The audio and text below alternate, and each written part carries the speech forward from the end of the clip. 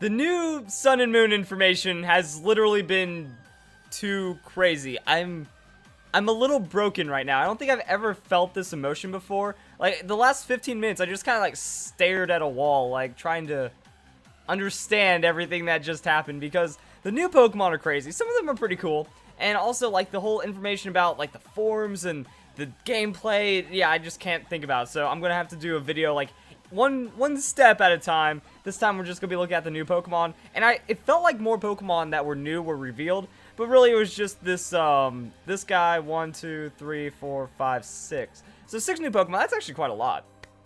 That's how broken I am. And interestingly enough, each of these forms has its own page for Oricorio.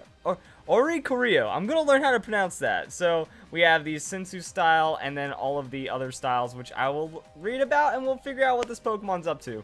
So it's the Dancer Pokemon, and let's check out Sensu. So changes form by sipping the nectar of certain flowers. Oh, that's...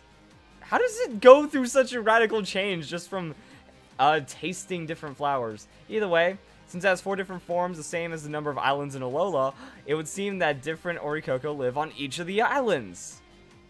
First grade math, kids. The Sensu style is quiet and collected. By means of its dance, it gathers spirits drifting about in an area and borrows their power to fight. That is one of the coolest things I've ever heard in Pokemon.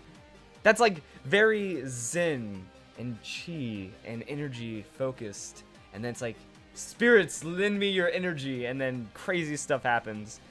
People who migrate from Kanto feel a great liking to this Pokemon because its dance reminds them of their homeland. I also like the classics. Very good.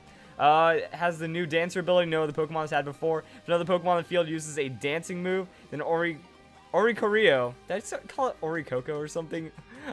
Oricorio. That's so hard to pronounce. I will get it.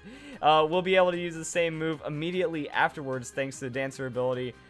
Revelation Dance is a move known by only this Pokemon. Changes based on the current style. So it does the different stuff. And this is Ghost. Oh, it's Ghost type. I didn't notice that. A Ghost flying Pokemon. I'm excited for that. And the Dancer Ghost Pokemon, that's pretty stinking cool. So we'll see about so that means we get a Ghost type signature move, and we get to copy dance moves. Nice. Let's see, Psychic Flying. So the POW style, I imagine that it acts at its own pace, which sometimes makes it difficult to deal with. It sharpens its spirited moves through dance, which increases its psychic power. It is said that dance expresses its gratitude to the guardian deity Pokemon. So, related to guardian deities, I don't know, like, how different are the stats going to be? So, like, I feel like these are each going to have different stats, and if it's, like, a more patient Pokemon that dances at its own pace, might be a tankier Pokemon compared to the others. And then, yeah, we got Go Team Go! Pom-pom cheerleading style! I mean, I just can't look at that. They did too good. Game Freak designed this Pokemon way too well, because you look at that, and it's not just cheerleader, but you still feel... You feel like cheerleading is happening to you. Pom-pom style, very friendly towards people, uses dancing to encourage trainers who are feeling glum. When it dances, its feathers are charged with static electricity. It can attack with these charged feathers and unleash a powerful electric shock. I'm liking it. I'm liking it. Well, I never thought I'd ever see a cheerleading Pokemon. It fits. Excellent. And then we have the style.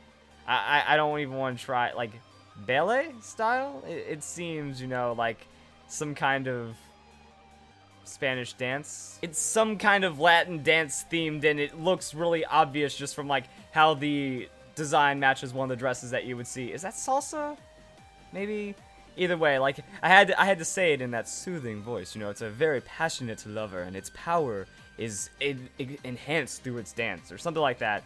It sends Downy Fluff flying during its intense dances. By igniting this fluff, it can unleash a fiery dance attack. So fire flying, interesting, and it fiery dancer, passionate lover, things like that. It's cool. And we just have to see how it plays in battle, and hopefully has the stats actually be useful. On that, we have Mudbray. Not really too impressed or stunned or caring about this release too much. Like, the pre-evolution after announcing the the final evolution. You know, it's a little interesting like that. I think he has a silly haircut, but other than that, we get a donkey Pokemon. It fits. It boasts superhuman strength, considering a small buddy carry 50 times its own weight, so it's also an ant, and it loves playing in the mud. It's easy to live in harmony with this Pokemon as long as you provide an environment where it can play in the mud. If it can't frolic in the mire, however, it will become stressed and may stop listening to orders. That's an interesting Pokemon. I'll give it that. Found all over the world, but overhunted, ended up on the verge of extinction. Why would you hunt that? Whatever, next. Oh, okay. This is the Pokemon that's got me. This is the interesting little Pokemon. Like I said, it reminds me of some kind of rock. These things. So, I thought they were in regular Paper Mario, but apparently they were in Thousand Year Door. Either way, both those games are some of my favorite games ever. Very fantastic. That's like the first thing that like triggered in my mind when I saw this guy. So, maybe so, maybe not. I just saw like a rock thing and it had like the eye holes and whatnot. I was like, alright, we got Minoir? I feel like that's a really interesting pronunciation that I'm going to butcher no matter what I say. So I'm going to call it Star Rock. Star Rock forms in the stratosphere and lives by absorbing the detritus around them. When they've consumed a large quantity of particles, their body become heavy and they fall towards the planet's surface. That's actually pretty cool. So they just kind of float around as some kind of like space star energy spirit thing. It's rock flying, so it's not ghost, but either way. And then like it grabs all of the rocks and it becomes like a mini meteor and then it crashes into Earth. That sounds like something you'd actually expect out of Pokemon once you like get into the Deoxys and Clefable lore. So we have more space Pokemon. And this means that space typing is not confirmed because that's like the ultimate way to reveal it. So yeah, they fall towards the planet's surface. They have a hard and heavy outer shell with a core inside of it. Meteor Pokemon seems to be made in such a way that if the shell breaks, it becomes lighter and can deal out quick attacks. So this is like reverse Darmanitan, in that if it takes too much damage, probably falls below half. Shields down ability. No other Pokemon has had before with it. Has excellent defensive capabilities. Losing its shell will also... Has excellent defensive capabilities as long as its shell is intact. It will be protected from status conditions, but once HP drops below half, it'll break, and then it'll become better suited for attacking. So, insane Mad Tank Pokemon is like, yeah, it's reverse Darmanitan, because Darmanitan goes into shield or defense form, Zen mode, once it drops below half, and then it becomes absurdly tanky, but it's also very powerful outside of that. Shell breaks, core is revealed. You don't know what color it'll be until it happens. So I guess like core collecting will be fun in that way. Its core depends on the color of debris that's absorbed. Pastel coloration looks cute. It has a cute look, and then it's the motif of clothing and accessories. So you guys get to look like a trainer with these clothing colors and stuff. I'm still trying to figure out what I think about it. Because it's cool. It's like, I've never been a huge fan of like cosmic and space Pokemon, but at the same time, I really like the idea. It has a little bit of that slight nostalgia vibe for me, and it at least makes sense. It's not like they're just like slapping in some kind of alien Pokemon. It's definitely better than Elgyem and Behemoth, and I think it's like on the Carbink levels, you know? I'm interested in Carbink. It's a neat looking Pokemon. It's not like going to be my favorites. It's not going to be something I feel like I must use, but it intrigues me, and I like its design, and it seems like a cool little guy. There we go. Also, it's only a foot tall. So, and it weighs 88 pounds. That is a dense mofo rock meteor Pokemon. And then we have Gumshoos.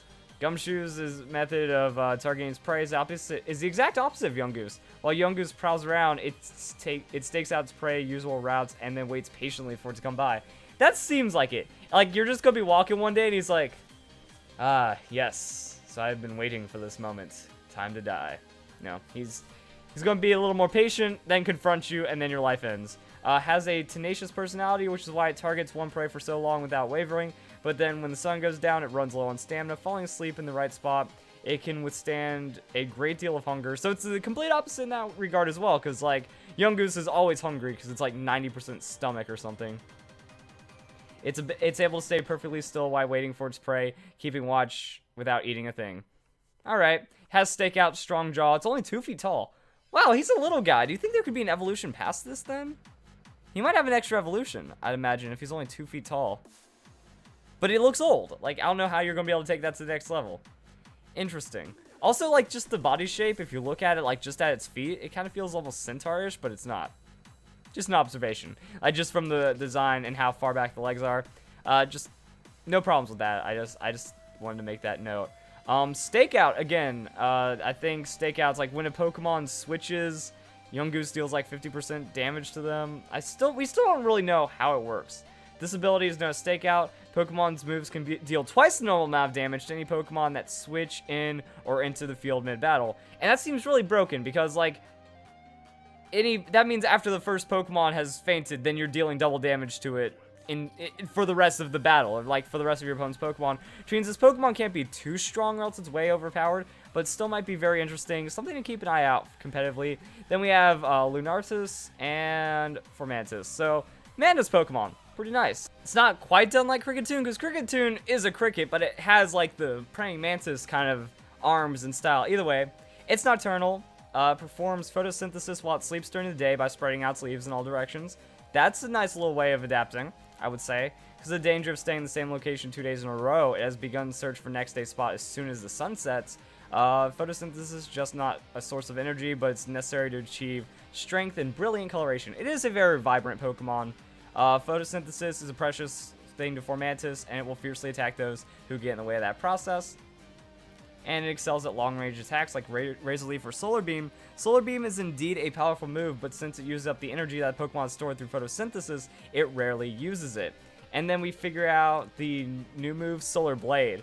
Solar Blade sounds cool. So it draws opponents near itself with flower-like appearance and aroma, and then it takes them down. It is said to be the most gorgeous of all grass-type Pokemon. Let's figure that one out. Let's go grass Pokemon. Because I'm actually thinking, like, I thought about it for a second, and I realized I think it just might be. So I'm going to just go through the list really quick. Like, when we think gorgeous Pokemon, you don't think... Lilligant, I think there's going to be a rivalry between a Lilligant and a Formantis. Wow, Bulbapedia works fast. Half-grass typings... Yeah, Roserade is up there, potentially. And maybe Leavanny? Probably not. So yeah, I'll give it to Formantis. Like, when I first saw it, it's got grace. It's got nice colors. I'm cool with that. Its appearance is maintained through detailed grooming. It will trust a trainer who does a good job caring for it, but will apparently have a difficult time growing closer to a lazy trainer. That seems like a very disciplined Pokemon for sure. It can learn Solar Blade, move that releases a blade-shaped beam to mince up its foes. The blade is so sharp it can slice a rock in half. Yikes. Well, I mean, grass is already powerful against rocks, so extra yikes. Absorbs energy from the sun on the first move, and then unleashes a powerful Sec on the second turn, and it's the totem Pokemon of Lush Jungle. It's the total Pokemon of Lush Jungle, so that extra thing. The site of Akala Island. Hey, we're learning about the islands, and will overwhelm trial goers with powerful combos and stuff like that. And I think that's all the new Pokemon. So, information on the new Pokemon revealed. It gets deep, guys. Like, it gets deep. I'm really interested. So I'm not falling in love like I did with Pikipek and Mimikyu, but I'm still liking all these Pokemon. I will say that. Something about them, I'm like, you know what, this is pretty good. I'm enjoying it so far. So we'll get into the Alola forms, hopefully uncover all those mysteries next, and I'll see you guys right then. So if you guys enjoyed the video, hope you all have a nice day, and wow, this is mind-blowing stuff, man.